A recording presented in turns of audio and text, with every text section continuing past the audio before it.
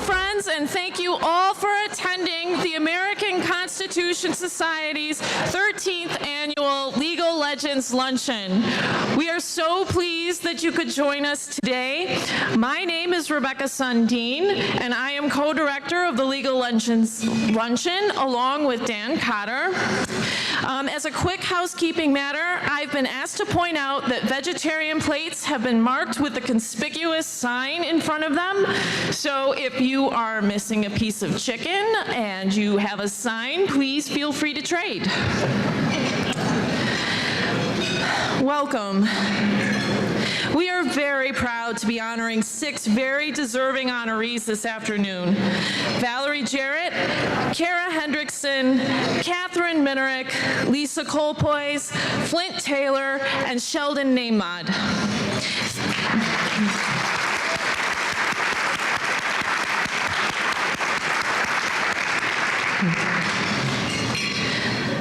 Thank you, friends, family, and colleagues who are here today to honor their work and contributions to the progressive values that we, as members of the American Constitution Society, hold so dear.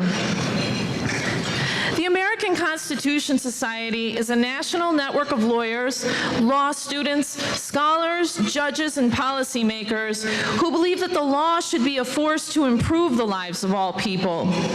ACS works for positive change by shaping debate on vitally important legal and constitutional questions, by building networks of individuals dedicated to those ideas, and by countering the active, conservative legal movement that has sought to erode our enduring constitutional values. In addition to the Chicago Lawyer Chapter and 9 active student chapters in Illinois, ACS has over 200 chapters throughout the country. We encourage you to join our Chicago chapter board and get involved with us. And we encourage you to join ACS and become dues-paying members if you are not already. We are always looking for new members to join our local board. But today, we are sad to say goodbye to one of our longest-serving members, Scott Richard. Scott has been our intrepid programming director for over 10 years and has worked hard to bring us quality programming, like the Supreme Court review hosted at Mayor Brown last Friday. He will be moving to Washington, D.C., and we know that the D.C. chapter of ACS will be gaining an outstanding volunteer and friend. We will be hosting a goodbye happy hour for Scott this Thursday on July 26th at the Mark beginning at 5:30. We invite you all to stop by, check us out, and help us give a grand send-off to a terrific guy. And now, yes, Scott.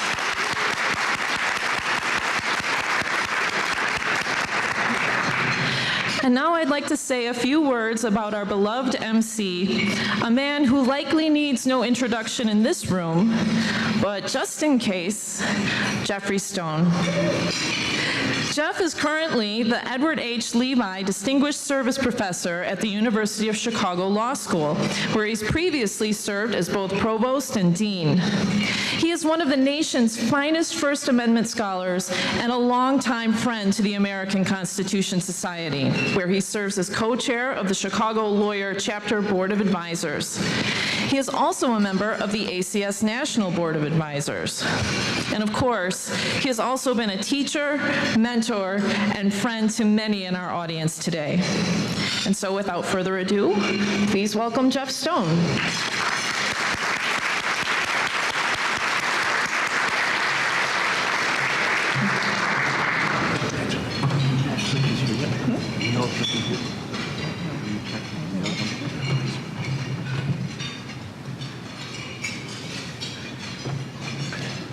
Thank you, Rebecca. The American Constitution Society was founded in 2001 to promote the vitality of the U.S. Constitution and the fundamental values it expresses: individual rights and liberties, equality, access to justice, democracy, and the rule of law. ACS is committed to the proposition that law should be a force to improve the lives of all people. We now face the greatest challenge to that proposition in living memory: When ACS was founded, we had what we then thought was a dangerously conservative Supreme Court. 7 of the 9 justices had been appointed by Republican presidents, and the court had just decided Bush versus Gore. By one measure, today's Supreme Court is more balanced because 4 of the current justices were appointed by Democratic presidents. But the 7 Republican justices in 2001 included John Paul Stevens, Sandra Day O'Connor, Anthony Kennedy, and David Souter. Although these justices seemed conservative at the time, little did we know. As we look to the future, we see a Supreme Court that may well include Clarence Thomas, John Roberts, Samuel Alito, Neil Gorsuch, and Brett Kavanaugh. If that comes to pass, we will live in a world with a rock-solid majority of arch-conservative justices who make the conservative court of 2001 look downright heavenly. Indeed, over the past half-century, Republican presidents have managed to appoint 13 of the 17 Supreme Court justices. And although a number of those justices have displayed an independence and an integrity that sometimes frustrated the Federalist Society's campaign to remake the court in Robert Bork's image, we are now on the cusp of that nightmare occurring. Although arrogantly tossing out references to originalism, judicial restraint, and calling balls and strikes, this rock-solid majority of the future fools no one. They were chosen with one purpose and one purpose only: to turn the United States Supreme Court into an institution dedicated to using the Constitution to achieve the political goals of the Republican Party. To hold campaign finance laws unconstitutional, to hold laws regulating guns unconstitutional, to hold affirmative action unconstitutional, to destroy public sector unions, to legitimate gerrymandering, to invalidate laws designed to protect the voting rights of minorities, to ignore the rights of gays and lesbians, and to overturn Roe versus Wade. And all of that is only the tip of the iceberg.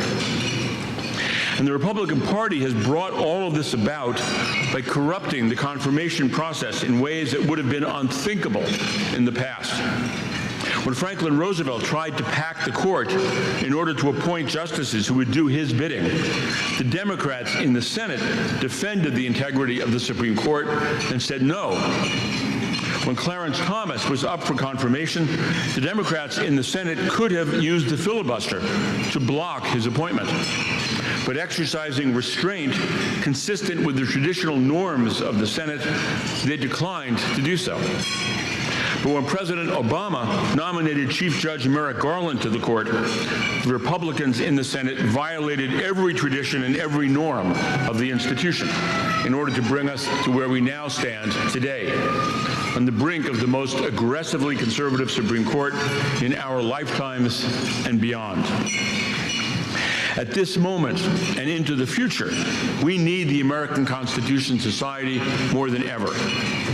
We need to stand up for the principled understanding of our Constitution, one that protects the rights of minorities, that protects the right to vote, that protects the fundamental right of women to decide for themselves whether or not to bear a child, that protects the rights of gays and lesbians and transgender persons and African Americans and immigrants, that protects the rights and liberties of our people, of all of our people.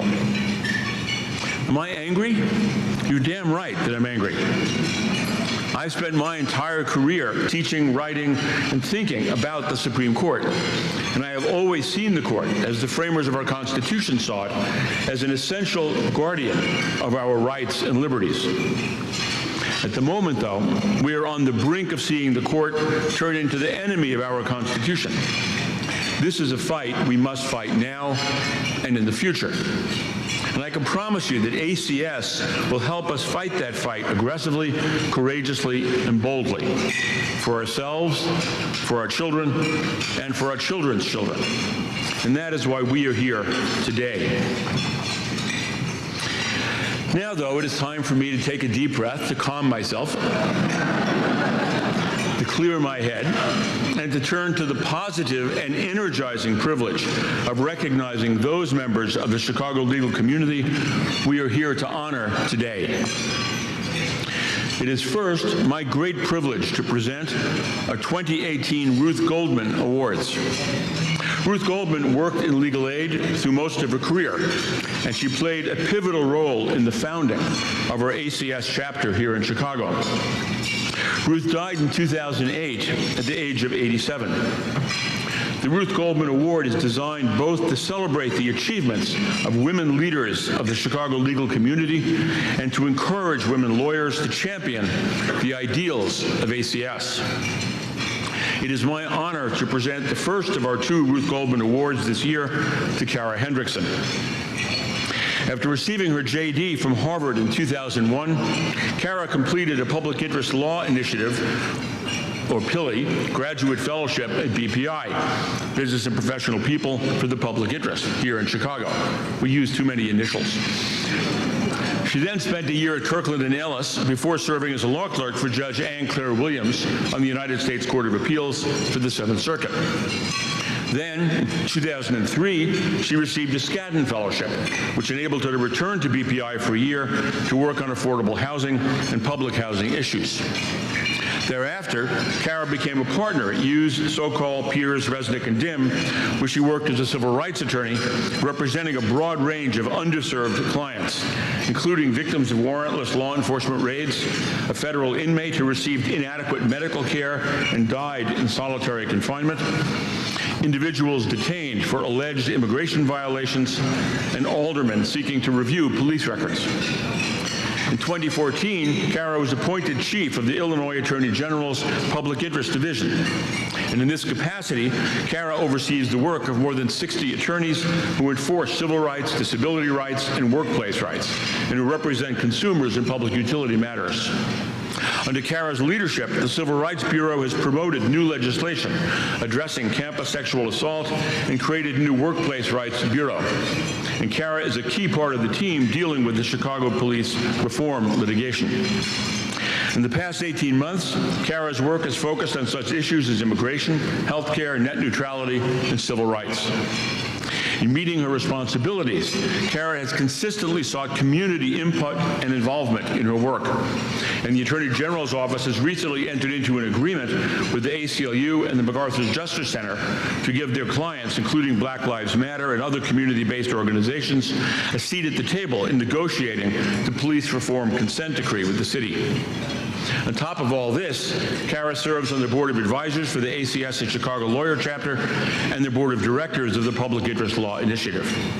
Kara, I am truly delighted to present you with the ACS's 2018 Ruth Goldman Award for your extraordinary service to our community.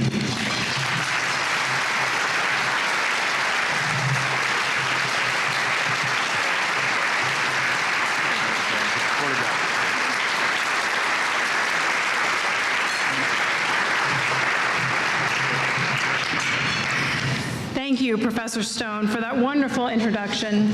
And thank you not only for your role in ACS and at today's luncheon, but for your own many contributions to constitutional law and those principles.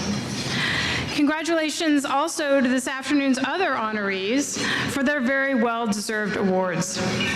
I am truly honored to be a part of this distinguished group that is making an impact on the Chicago and national legal landscape.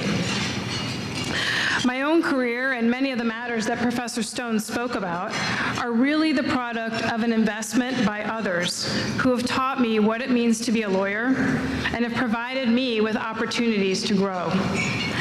I would like to acknowledge the leadership of Attorney General Lisa Madigan, whose career provides a model of public service and who makes every day of my job rewarding. Many of my colleagues in the Attorney General's office are also here today, and this award represents, in addition to mine, a recognition of their commitment and accomplishments. More than just their smarts and hard work, my colleagues from the Attorney General's office inspire me and many others in this state with their integrity and their dedication to doing what is right. I'd also like to thank Matt Piers, my mentor and former law partner, and my former colleagues at Hughes Sokol Piers, Resnick and Dim. Their unyielding dedication to the rights of those who are commonly underserved set the mold for my career and of many others. I especially want to recognize my husband, Henry. I could not do this work or be the person I am without you. Thank you.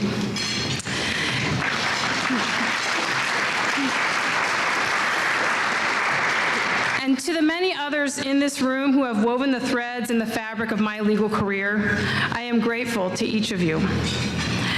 It's even more humbling to be here with you this afternoon as we are brought together by the American Constitution Society. As Professor Stone mentioned, ACS has as its mission to protect the vitality of the U.S. Constitution and the fundamental values it expresses: individual rights and liberties, genuine equity, access to justice, democracy, and the rule of law. It is such an extraordinary time to be convened by ACS in a room of lawyers committed to that mission. The times that we are living in seem to bring new changes and new challenges nearly every day. The legal community needs to meet those challenges, and the legal community is rising to meet them. In the amicus briefs, in the pro bono cases, in the law review articles, in the media interviews, in the kitchen table conversations, in the letters and comments, and in the lawsuits. Lawyers, including many in this room, are showing up and doing the work. I bet there are some pretty tired lawyers in this room. But while our personal budgets for caffeine may have increased in the past few years, we were trained to do this work, to provide different perspectives, to challenge and analyze, to defend the rule of law. All those late nights at the law school library, all those outlines, study sessions, the bar exam, it has all been for the privilege of being a lawyer right now. And of course, we don't each do this work alone. It takes all of us. We need all of our varied skills, diverse backgrounds, different perspectives, varied resources, collective energy to build and sustain this common legal community. This is long-term work, and work that some in this room, including many of today's honorees, have been engaged in their entire legal careers. Investing in this legal community that has invested in me and in each of us is an ongoing responsibility, and I am humbled by our obligations to strengthen our commitment to these legal institutions. That's why I'm grateful for this community and for the connections that we make with each other through organizations like ACS, and why I am so honored to receive an award given by this distinguished organization. Thank you.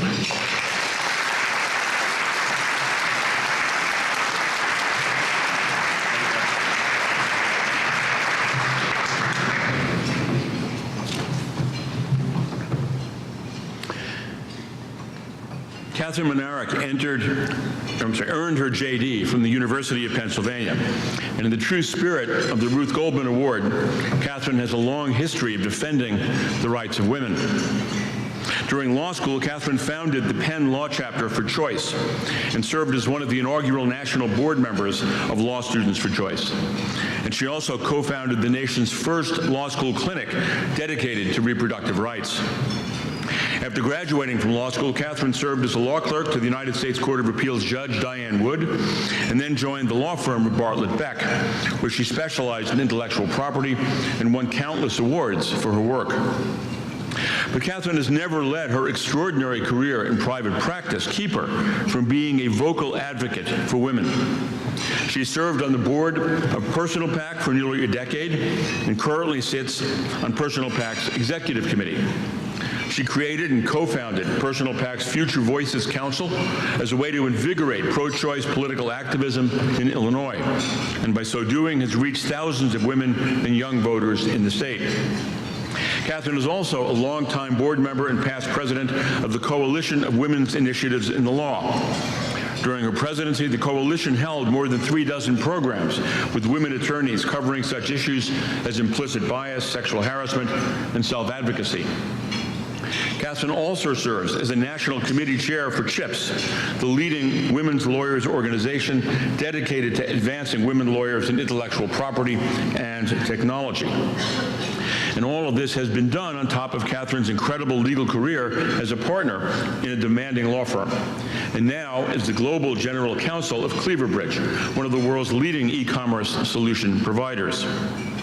And as if this were not enough, last year, Catherine was one of the lead volunteers among the O'Hare Airport volunteer lawyers who staffed the airport during the chaos around President Trump's repeated attempts to ban Muslim immigrants and refugees from entering the country.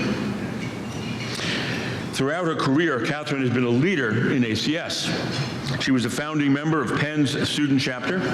She created ACS's National Student Writing Competition, and for more than a decade, she has served on the board of the ACS Lawyers Chapter in Chicago. Catherine, if Ruth Goldman were here with us today, she would be over the top proud to know that you are one of our 2 recipients this year of the American Constitution Society's Ruth Goldman Award. Congratulations.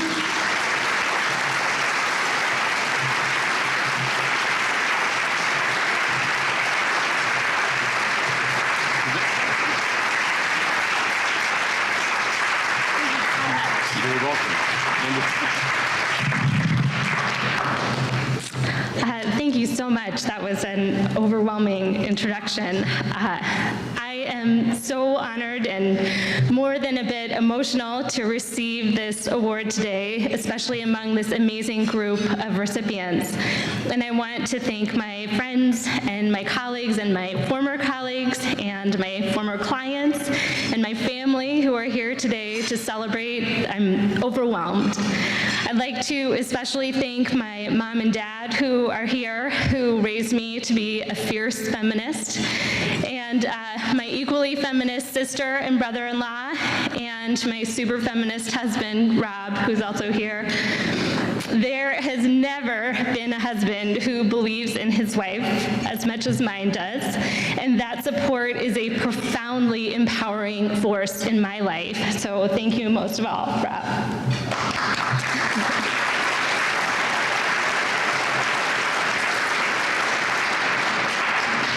It was a good break, thanks. I have been coming to this luncheon for years now, and a few years back, someone said something that I've never forgotten. If standing up for what you believe in has never cost you anything, then you have not stood up enough. And I needed to hear that. Apart from my family, there is nothing more important to me than the fight for equality. But that ACS speaker was right, because truly standing up for equality day after day is hard. Raising the issue of sexism when it needs to be raised is definitely not the easiest path to professional or personal popularity. And let's face it, we still don't love women with a lot of opinions, even when we might otherwise agree with those opinions. And if we didn't know that before November 2016, we definitely know that now. So I would like to challenge all of you today.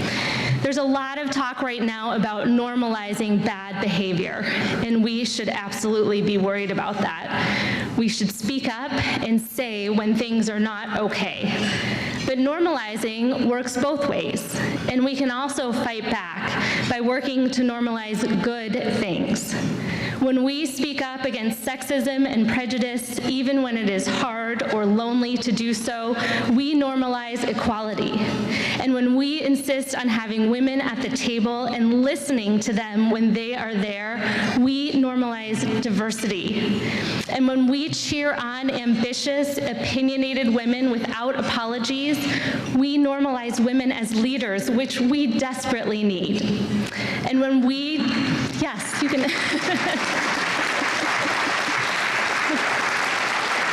Thank you. When we talk about abortion as an essential right, not a secondary concern that can be handled or dealt with later, then we normalize the not so radical idea that women are people too and we have the right to control our own bodies.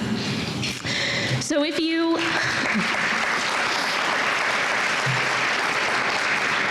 do this, if you speak up, it will cost you, especially if you are a woman, and that is not at all fair.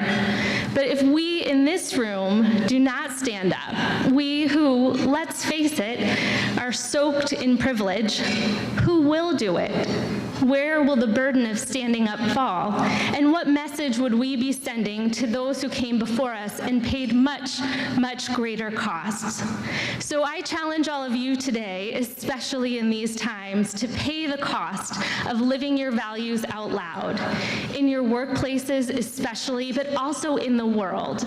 And you will move the needle for the woman next to you or the woman following behind you. You will make her path easier. Her cost for speaking up will be less than yours. You will normalize the good, and eventually all the costs of speaking up for the good might just disappear. So thank you, ACS, for this incredible honor. I am a longtime proud ACS member, and all of you should be too. I'm pretty sure there are membership brochures here somewhere, so sign up on your way out if you're not a member.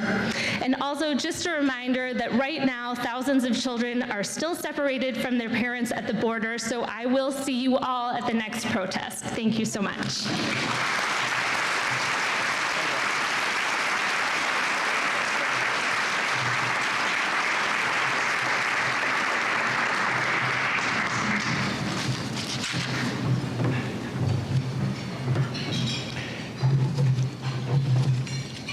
In the history of this event, we have recognized more than 40 legal legends. They include such esteemed figures as Ab Mikva, Diane Garrity, Newt Minow, Ron Miller, Lowell Sakanoff, James Montgomery, Tom Sullivan, and Lori Lightfoot, to name just a few. Last year, in honor of Ab Mikva, whose life and career exemplified in every way the model of an ACS legal legend, we named this award the Abner J. Mikva Award. It's now my privilege to introduce this year's 4 recipients of the Abner J. Mikva Award. The first of these recipients, Valerie Jarrett, is not only a recipient of the Mikva Award, but is also our keynote speaker today. Valerie earned her law degree from the University of Michigan in 1981. 6 years later, Chicago Mayor Harold Washington appointed her deputy corporation counsel for finance and development. Over the next 20 years, Valerie served as Deputy Chief of Staff for Mayor Richard Daley, Commissioner of the Department of Planning and Development, Chair of the Chicago Transit Board, CEO of the Habitat Company, Chair of the Board of the Chicago Stock Exchange, Chair of the University of Chicago's Medical Center Board of Trustees, Vice Chair of the University of Chicago's Board of Trustees, and as Trustee of the Museum of Science and Industry. Early on in this period, in 1991, Valerie hired Michelle Robinson to work in the mayor's office. At this time, Michelle Robinson was engaged to one Barack Obama. The three of them soon became fast friends, and Valerie introduced Michelle and Barack to a more well-connected Chicago than the one that they previously had known. It was at this time also, by the way, that I hired Barack Obama to teach at the University of Chicago Law School. Small world. Soon after his election as president, 17 years later, President Obama appointed Valerie senior advisor to the president, director of the White House Office of Public Engagement and Intergovernmental Affairs, and chair of the White House Council on Women and Girls. In her years at the White House, Valerie was a champion of equality and opportunity for all Americans and worked to empower women around the world, both economically and politically. Valerie oversaw the Obama administration's efforts to support working families, including policies aimed at raising the minimum wage and promoting equal pay, paid sick days, and affordable child care. She also led the campaign to reform our criminal justice system, to end sexual assault, and to reduce gun violence. After leaving the White House in 2017, Valerie returned to Chicago to become an advisor to the Obama Foundation, a member of the board of directors of Ariel Investment, a distinguished senior fellow and my colleague at the University of Chicago Law School, and as president of the board of a new 501c3 organized by Michelle Obama called When We All Vote. Valerie is currently working on a book that will be published in 2019 by Viking Press, and I'm told that the book and its title and the cover will be publicly released tomorrow. Hopefully, Valerie will tell us a little bit about it during her remarks. It is my great pleasure to present the American Constitution Society's Abner J. Mikva Award to our keynote speaker today, my friend Valerie Jarrett.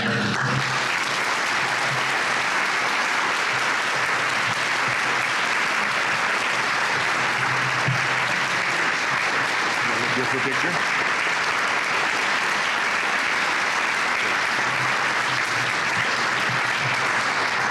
Well, thank you, Jeff, for that very gracious introduction. After having not practiced law for 27 years, I was delighted to be welcomed back to the faculty of the University of Chicago Law School and to have you as my colleague. I will say that the 10 years that I did practice law taught me to be a fierce advocate. And at the risk of recognizing a few people in a room where I know so many, I do want to mention three. So first, to the two people who hired me in the Corporation Counsel's office and changed my life completely, Judd Miner and David Narewski. Where are you guys? Thank you so much.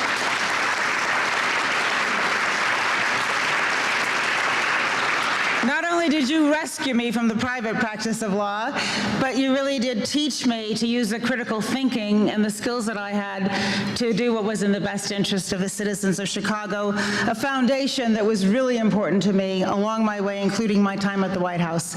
The other person I want to mention is Alex Polikoff. Hey, Alex.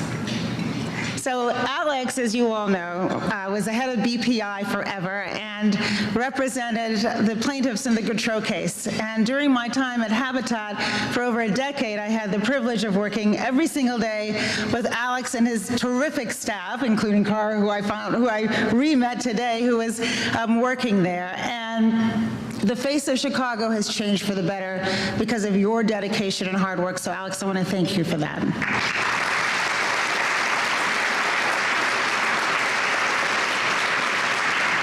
And to all of you, there is just no place like home. It is, having now traveled the world over, and certainly the United States, there is something very unique about Chicago. And not that we don't have our challenges, we do. But I think what has always set Chicago apart is the fact that the business community, including the legal community, has always been such an active and integral part of making our city better. And I don't know a city in this country for which I can think that more so than Chicago. And plus, it's just my home and where I grew up, and so it's great to be back. Thank you for welcoming me. So, since I know I'm among friends, I thought that I would be able to share with you my frank assessment of the current state of our democracy. It's a mess. It is a mess. As I suspect many of you too would agree, the 2016 election results took me quite by surprise. I honestly didn't see it coming. And on the day after the election, as I stood in the Rose Garden watching President Obama address the nation, trying to lift our spirits and encouraging us to take the long view, recognizing that democracies are always messy, I had a hard time even listening to him. How could a country that elected Barack Obama not once, but twice, not elect Hillary Clinton? How could we miss that opportunity to have, as President Obama said, the most qualified person who'd ever run for president to not be elected president? I asked myself what happened, and thousands of what-ifs ran through my head. And in the days that followed, we learned that 43% of eligible voters did not vote in the election. Why did so few people turn out to a vote in an election with such extraordinary high stakes? And so, over the last 18 months, as I have been writing my book, and I have been working through the stages of grief, sometimes all of the stages in one day, I might add, I've been thinking a great deal about our democracy. and the stress tests that it is currently enduring. The core values that are at its foundation, as well as the legal and social construct upon which it depends. The checks and balances which are intended by our founding fathers to keep it strong. The consequences of a White House, a Senate, and a House, all of one party, which makes the voices of our independent judiciary and legal community more broadly, as Cara mentioned, as well as the press, an independent press, even more important, often in the face of unrelenting criticism. We also see the blurring of the lines between news and editorial and entertainment. Often, opposite views are presented with implicit or explicit false equivalency.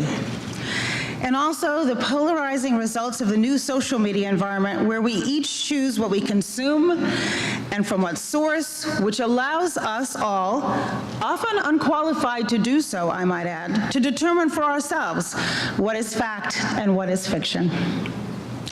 And to not listen to those with whom we disagree because we can avoid them. And this problem is, of course, exacerbated by everyone having a microphone amplified not by the rigors of one's analysis and the merits of one's position, but by the theater one is able to create that adds to the number of followers we can each amass. And as I have traveled across the country, I have encountered far too many people who are so frustrated and disgusted with politics that they are shunning government at all levels, just as they are so many of the important institutions upon which the strength of our democracy depends. So you might say, why am I hopeful? Well, I was a part of Hope and Change, and it lingers on, because I do still see the seeds of hope. The two key elements of the 21st century democracy that I want to emphasize today are engagement through activism and voting. A government of the people, by the people, for the people actually has to involve the people. A recent survey showed that 1 in 5 Americans have joined protests or rallies during the last year, and I'm sure that includes many of you. It certainly includes me. There has been an outpouring of civic activism that has already led to positive change, a reminder that our voices are important and a reflection of how much power we hold. We've seen its effects even with leaders who were disinclined to listen, not naming any names, and it has demonstrated that everyone, citizen and non-citizen in this country of every age, can participate in civic engagement. So yes, activism is terrific and vital elements of a strong democracy, but did everyone who is now demonstrating vote? I think we know the answer to that. And if not, how can we convince them to do so going forward? What has happened in our culture that devalues voting? Not surprising, young people were the first ones to figure this out. I've had the privilege of getting to know many of the young students from Parkland.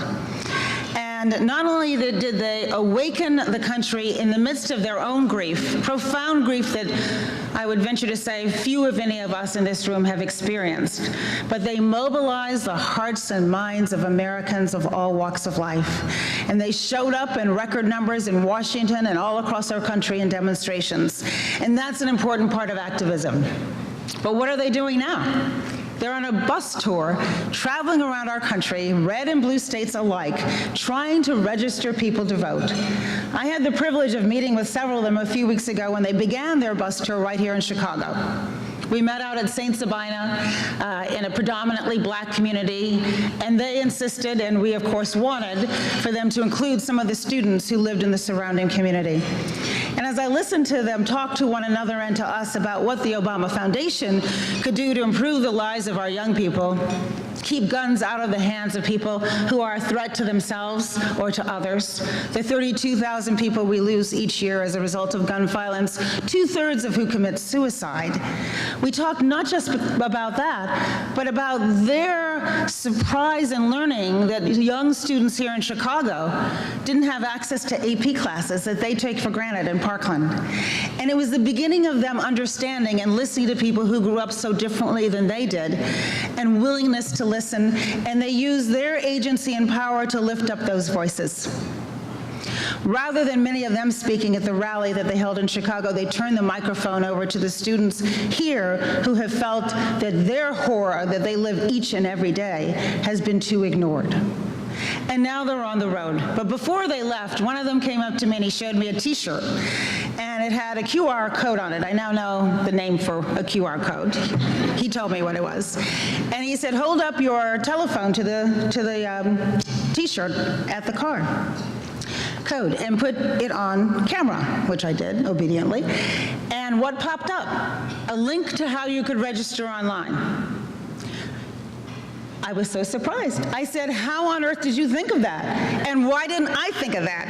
And he said, because I'm 17. And he stopped there, thankfully. In other words, and you're not. But this is what gives me reason to feel so optimistic and so hopeful. And as I've kept up with them on their bus tour in Texas, instead of just meeting inside of the building, they've gone outside and they're talking to the people who show up to demonstrate against them. A state like Texas where everybody has a gun, and those young people are willing to go outside and have those hard conversations and listen to perspective different than their own. We could all learn from their example. And so, as I have been chatting with the Obamas over the last several months about what we are going to do, Mrs. Obama had the idea of beginning a conversation to try to change the culture about voting, to try to excite people, particularly young people, to vote in that first election. And so that's what created this new organization that I have the privilege of being the president of the board, When We All Vote. Because when we all vote, good things happen. That I should tell you that I originally had a position a little more controversial than that, though I don't for the life of me understand why it's controversial, maybe because I haven't practiced law in a while. But after a recent trip to Australia, I thought we should have mandatory voting here in the United States. You agree? Oh, good. I'm starting a movement. I am starting a movement on mandatory voting. But the reason why isn't just because it invests everybody in participating in their civic culture. The reason why is because if you think about it, all countries are really bell curves, and the majority of the people are somewhere in the middle. And this woman in Australia said to me, if every politician had to go after the people in the middle, where the majority of the people lie, wouldn't that change our politics? So rather than the extremes where the money tends to gravitate, and sometimes way extreme, we would pull everybody a little bit closer together, which I thought was such a terrific idea. But since that's not going to happen anytime soon, I'm going to settle for When We All Vote. And as I said, when we all vote, change happens. And so Mrs. Obama elicited a big group of celebrities, from Tom Hanks to Janelle Monáe to Faith Hill to Lin-Manuel Miranda, all celebrities who create that energy and who have that huge footprint. But most importantly, and more importantly than that, we have a grassroots effort that's now embarking around the country where we're partnering with organizations such as the Parkland Young People and Rock the Vote and OFA and many, many other organizations that for years have been trying to register people to vote. We're sharing best practices, we're offering toolkits, and we're asking for help. And so in closing, I do want to say what an honor it is for me to receive this award, particularly named after Ab Mikva, who was a lifelong mentor, icon, trailblazer, person of character, integrity, good values, recipient of the Medal of Freedom from President Obama, and my friend.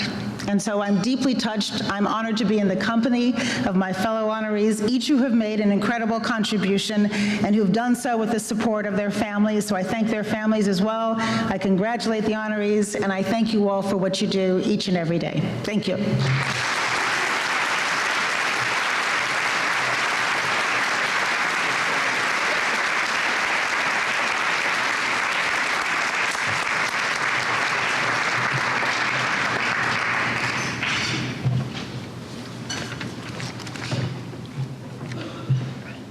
Thank you, Valerie. That was really wonderful and inspiring. And we're lucky to have you in Chicago. Our next Ab Mikva recipient, Lisa Kolpois, graduated from Loyola School of Law and and thereafter accepted a position as staff attorney and director of legal services at the Coordinated Advice and Referral Program for Legal Services, a legal advice hotline that provides free legal advice to moderate and low-income individuals. 5 years later, in 2001, Lisa took on the leadership of Illinois Legal Aid Online, a bilingual website whose mission is to increase access to justice for lower income and other vulnerable Illinois residents through the innovative use of technology. ILAO collaborates with every legal aid program across the state, most court-based and public library-based self-help centers, and many social service agencies and government offices. Since its founding in 2001, ILAO's legal self-help websites have been visited 17 million times, and in recent years, more than 3 million times each year, making it by far the most accessed legal aid resource in the state. By using innovative technology, ILAO has helped level the playing field for low-income citizens so they can fairly and effectively resolve their legal problems on matters like eviction, divorce, domestic violence, and foreclosure. In recognition of her remarkable achievements, the state of Illinois proclaimed March 8, 2016, Illinois Legal Aid Online Day. In 2017, the ABA Journal proclaimed that, quote, if Oscars were awarded for legal aid websites, Lisa Colpoys would be working on her acceptance speech. And the Legal Services Corporation has called the ILO website the best legal aid website in the nation.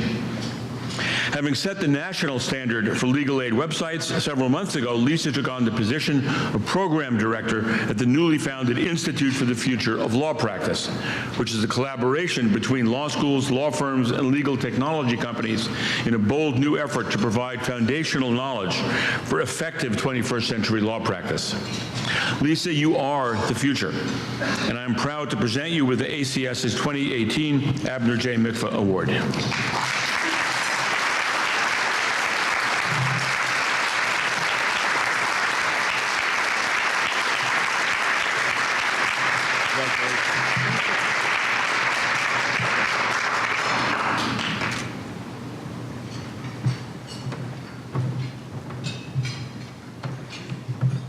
Thank you.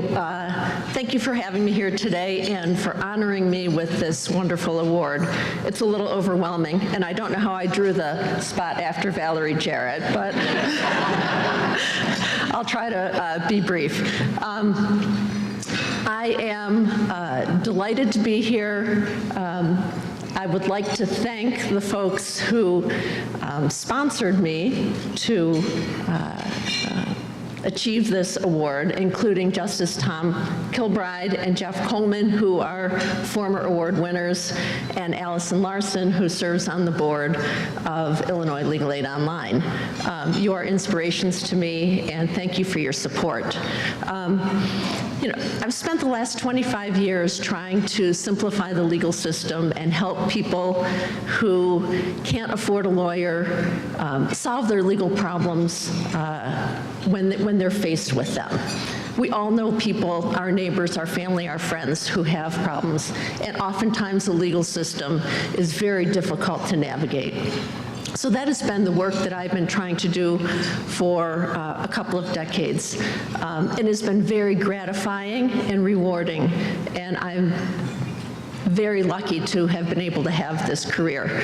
But I think that the thing that is most important in the work that I've done, for me personally, has been the relationships that I've been able to establish, and those folks are sitting at this table over here, starting with my wife, Kathy, who I met the first week of law school, and who has been my partner for many, many years.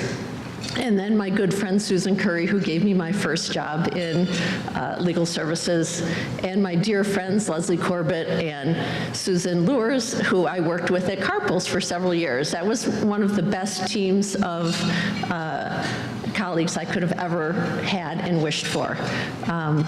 My dear friends who have been with me and who have worked in this charge to serve the public over the years include my friend Mark Marquardt at the Lawyers Trust Fund, who's done amazing work. I'm delighted that my family, Mark Colpoys and Kelly Colpoys, are here today to celebrate, and of course my lovely daughter Shane, who's 13, and who's here because, well, I made her come. But thank you for this honor. It's overwhelming. Actually, the title of this luncheon is a little bit overwhelming, to think that anyone is a legend. I think maybe my brother is the only one who's ever called me a legend before, and saying that I'm a legend in my own mind. But thank you so much. I am, again, deeply honored, and thanks to the American Constitutional Society for the work that you do in protecting our Constitution and protecting our individual rights. And lastly, I would be remiss without mentioning my dear colleagues at Illinois Legal Aid Online, who I was surprised to see show up today. Thank you so much for being here and for working with me over the last 17 years to achieve the great results that that organization has achieved. And I look forward to seeing how it continues to grow in the future. Thanks a lot.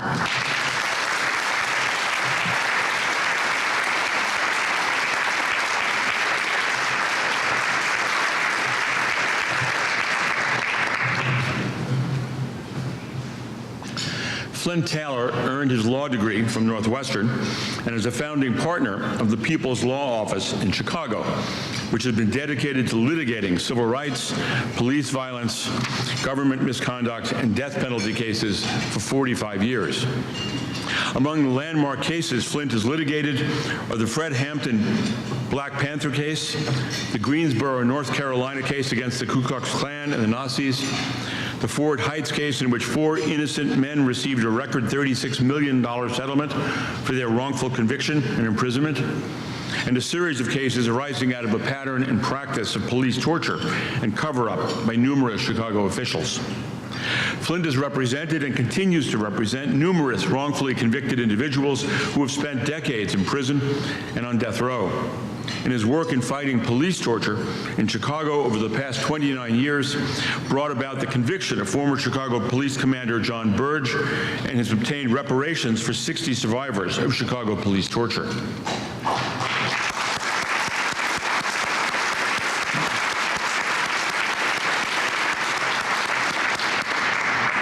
Flint was one of the lead lawyers in obtaining a $5 million settlement for 74 victims of illegal strip and body cavity searches by the Milwaukee Police Department, and he currently represents 3 victims of torture and abuse at the Chicago Police Department's secret interrogation site known as Homan Square. As an accomplished appellate litigator, Flint has successfully argued cases before the Supreme Court of the United States, as well as numerous cases before the federal courts of appeals and the Illinois Supreme Court. Flint has written and lectured extensively in the field of civil rights litigation and police torture, and he has authored numerous law review articles on these subjects. I think it's fair to say that Flint Taylor is indeed a legal legend, and it's a great honor to bestow upon him the American Constitution Society's Abner J. Mikva Award.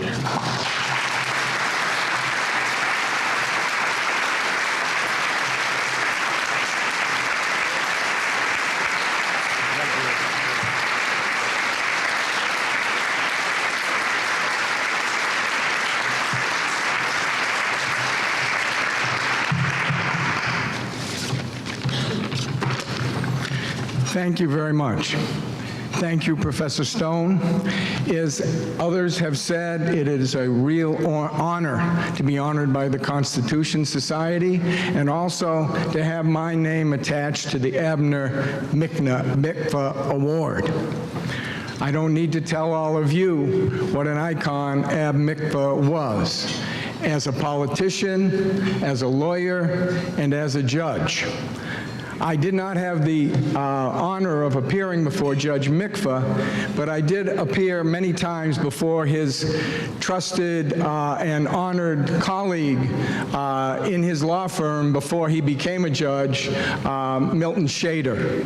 And Milton Shader, who we all know just passed away, was himself an incredibly courageous defender of the Constitution. And I had the honor of fighting some of the cases that were mentioned in the wonderful introduction before Judge Shader, and he made the right and courageous decisions in them, and in many ways paved the way for where we stand today in the police torture scandal.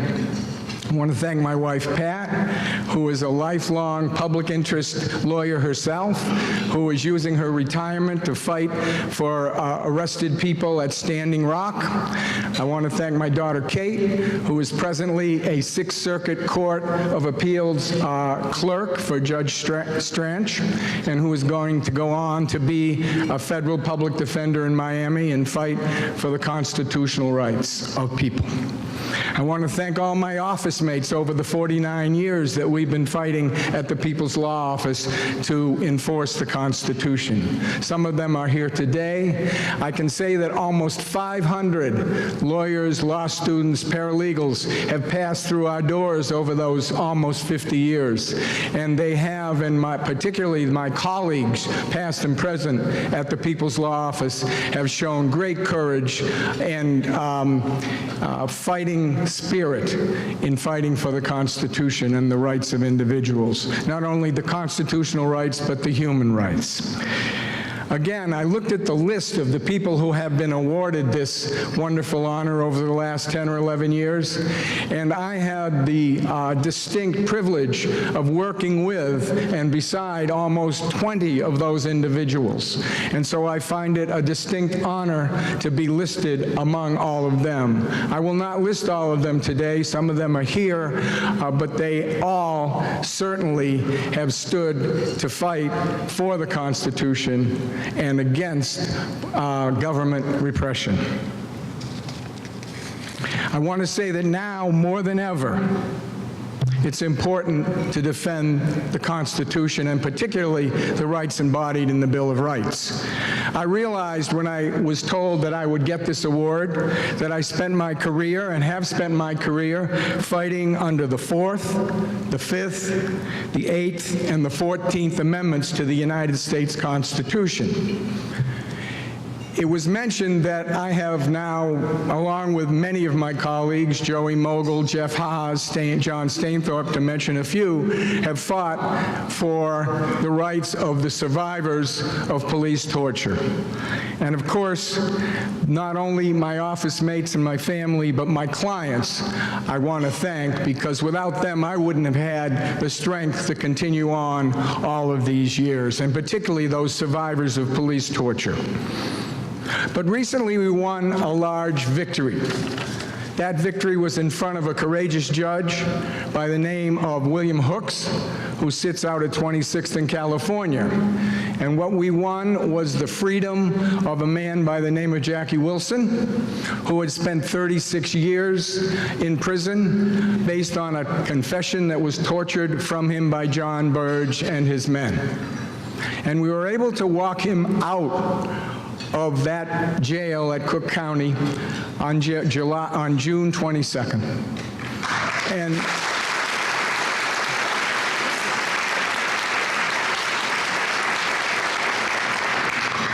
And as I read you his remarks, he wrote an 119-page opinion, and he made us sit there and listen to all 119 pages of it. Sort of like Justice Ginsburg when she reads a dissent. I'm not going to read all 119 pages, thank God. But I would, and I'd like to close with reading his remarks about due process and the Constitution. And I want to say, before I read them, that now, more than ever, as lawyers, law students, activists, judges, politicians, journalists, all of us at this particular point in time must stand together and fight even harder for the rights that are embodied in the Constitution and the Bill of Rights and the human rights that flow from them. And this is what Judge Hooks wrote. Whether you come to this courtroom as a suspect, a rich person, a poor person, an immigrant, an illegal immigrant, a murder suspect, a gang member, wrongfully accused, a business owner, a minister, a politician, a drug dealer, a probationer, a senior citizen, a police officer, a victim, your life matters. And yes, even a guilty person's life matters. Your life matters because our Constitution and our Bill of Rights matter. Equally important to the Bill of Rights, the concept of due process rights matter. The concept of due process is one of the most important tenets of our democracy. Due process has developed into an expansive concept with the goal of guaranteeing procedural due process in criminal prosecution as well as civil matters. So in short, all rights matter. However, there is more than enough to surmise that what happened in the investigation and interrogation of Jackie Wilson was not good. Instead, it was very bad and very ugly. The conduct of those involved in this most serious of investigations required more. Much more was required of the Chicago Police Department, the Office of the Cook County State's Attorney, our courts, the private and public defense bar, and indeed our federal government. In this matter, as well as dozens of related cases, too many post-conviction tribunals and torture commissions have been forced to conduct post-mortem examinations of the torture and death of nothing less than our Constitution at the hands of John Burge and his crew. The abhorrence of basic rights of suspects by Mr. Burge and his underlings has been costly to the taxpayers, the wrongfully convicted, and worst of all, the dozens of victims and their families who have suffered untold grief, in many cases, a 30-year-plus-year horror story.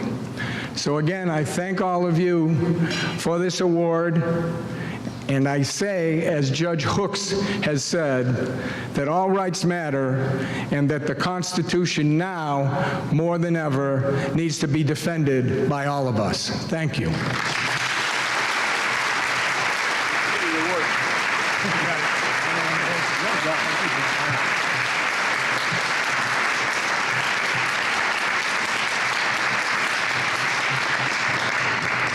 Thank you, Flint. After receiving his JD from Harvard, Sheldon Naiman practiced law for 2 years with a law firm in Chicago and then served as a legal services attorney with the Cook County Legal Assistance Foundation, where he filed an important lawsuit dealing with the inequalities in school funding. Thereafter, he joined the faculty of the Chicago-Kent College of Law, where he now serves as the University Distinguished Professor of Law. Over the course of his extraordinary career, Sheldon's scholarship and teaching have focused on Section 1983, constitutional law, and the First Amendment. He's the author of one of the nation's leading treatises on civil rights and civil liberties litigation, an important casebook on constitutional torts, and numerous law review articles on such issues as academic freedom, Section 1983, the flag and the First Amendment, and constitutional accountability. Sheldon has served as chair of the Association of American Law Schools section on civil rights. He founded and for many years directed Chicago-Kent's Institute for Law and Humanities. And in 2001, he received the American Bar Association's Lifetime Achievement Award for his work on Section 1983 jurisprudence. In addition, throughout his career, Sheldon has made the time to consult with literally hundreds of civil rights and civil liberties lawyers and has successfully argued civil rights cases in the Supreme Court of the United States in the 1st, 7th, 8th, and 10th circuits. One of my favorite Sheldon Nahmad stories occurred when he argued Chardon versus Fumero Soto in the Supreme Court of the United States in 1983 on behalf of 100 Puerto Rican teachers who'd been dismissed from their positions because of their political affiliations. During his oral argument, Justice Stevens asked Sheldon a question that was not clear to him. Sheldon responded, "How so?" There was a sudden silence in the courtroom because Sheldon had inadvertently violated a norm known to every Supreme Court advocate. Justice Rehnquist then leaned over and said with a bit of a smile, "Mr. Nahmad, in the Supreme Court, we ask the questions." Knowing he had to do something quickly, Sheldon responded, "My apologies to the court and to Justice Stevens, but I'm a law professor and I'm also accustomed to asking the questions." Happily, Sheldon was forgiven, and he won his case by a vote of 6-3, and Justice Stevens wrote the court's opinion. And with that happy memory, Sheldon, I am delighted to present you with the Abner J. Mikva Legal Legends Award.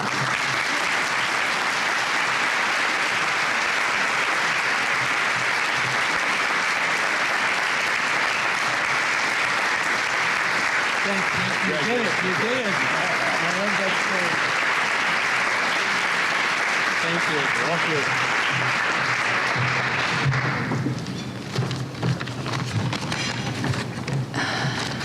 you. Wow, these are all tough acts to follow, aren't they?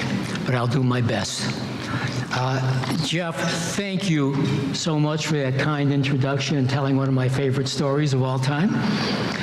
It's indeed an honor to be introduced by one of the premier constitutional law and First Amendment scholars of this generation, a worthy successor to the great Harry Calvin at the University of Chicago Law School, and a national leader in promoting the values of ACS. Thank you.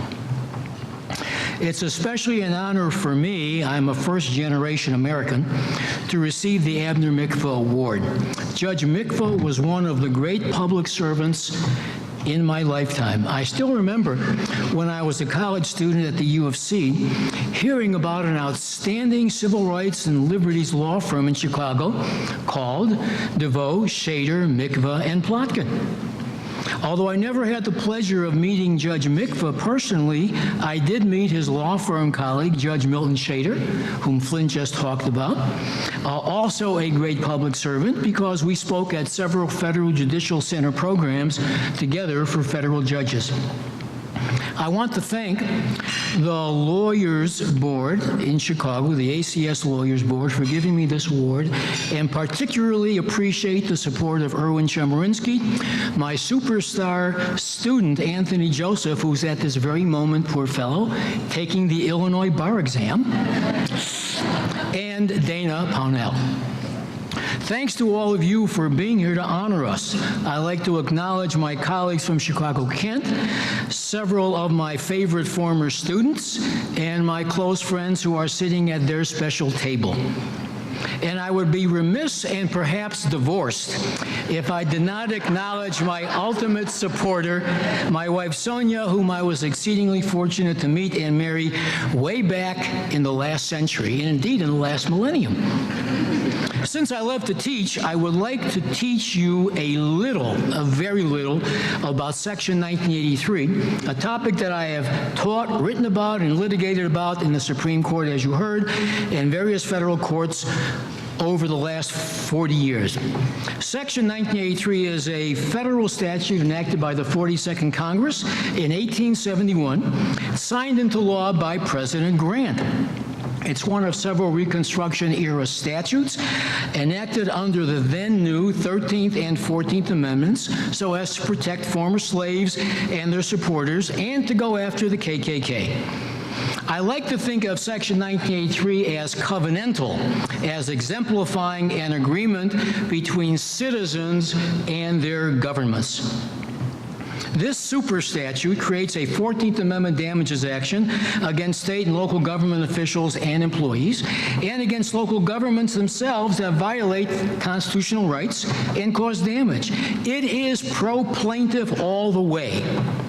and its resurrection in 1961 in Monroe v. Pape, a case arising here in Chicago, initially gave rise to expansive interpretations in the United States Supreme Court. However, in the last decade and a half in particular, the Supreme Court, unfortunately, although perhaps not surprisingly, has cut back on the scope of Section 1983 liability by limiting constitutional protections, especially the Fourth Amendment, by expanding what's called absolute immunity from damages liability, and more to the present point, by providing law enforcement officers with overbroad and often unjustifiable qualified immunity protection from damages liability in excessive force and false arrest cases.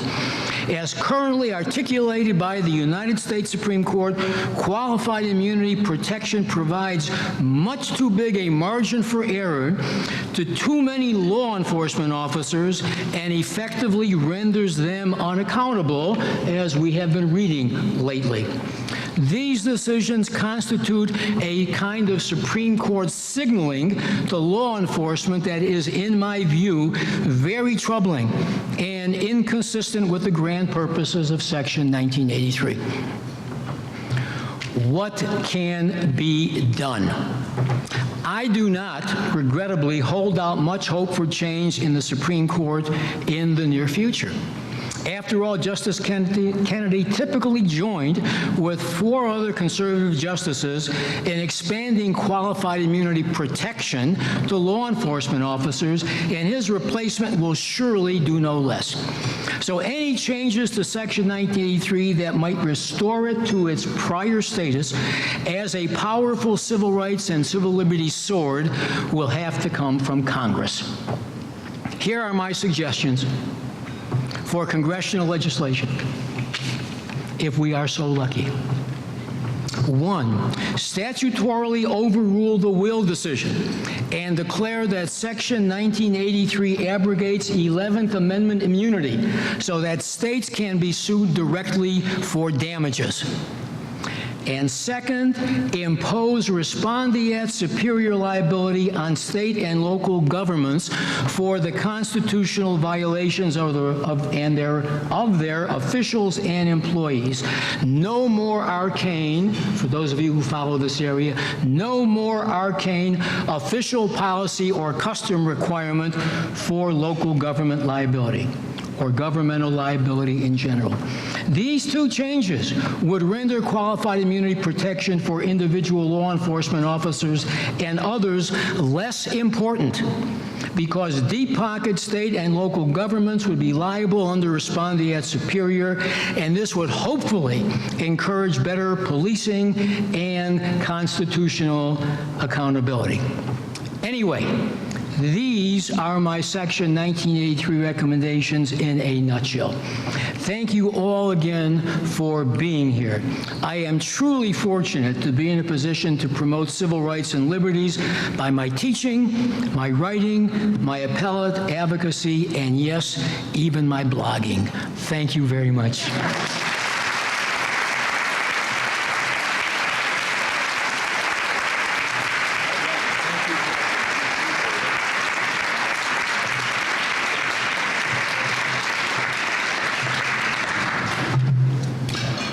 That brings our festivities to a close. I'd like to thank our honorees, our board, our sponsors, those who organized this event, and all of our attendees today. Most of all, though, I want for a moment to bring us back to reality. When I began law school, exactly 50 years ago at the University of Chicago, the Warren Court was still in place, and constitutional law was seen as one of the few points of optimism in our society. In a year when Martin Luther King and Robert Kennedy were both assassinated, and the nation was in the midst of the Vietnam War and the often violent struggle for civil rights, the Warren Court was a beacon of light and a promise for the future. This was the era of Brown v. Board of Education, the end of school prayer, Mapp v. Ohio, Gideon versus Wainwright, Miranda v. Arizona, Katz versus United States, one person, one vote, and a robust protection of free speech. The Warren Court was a miracle. And then Richard Nixon was elected president. And within a year, he had appointed 4 justices to the Supreme Court, and the Warren Court was no more.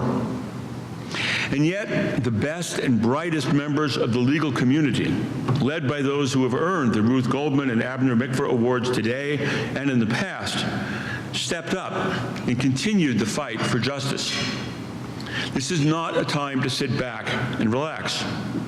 This is a time to work hard to figure out how to move forward towards a world that our children and our children's children will want to live in. This is truly a test of our commitment to what we say we believe. One thing we can all do right now is to fight against the confirmation of Brett Kavanaugh. This is a stolen seat. If Merrick Garland had been confirmed, as he should have been, we would not now be facing this crisis. I urge you not to be complacent. This is a critical moment in our history, and I encourage you actively to join the struggle by conveying your views on this issue to others. ACS will, of course, lead the way. If you are not yet a dues-paying member, I urge you to become one now. As Ab Mikva once said at this luncheon about the American Constitution Society, don't just stand there, join us. Thank you.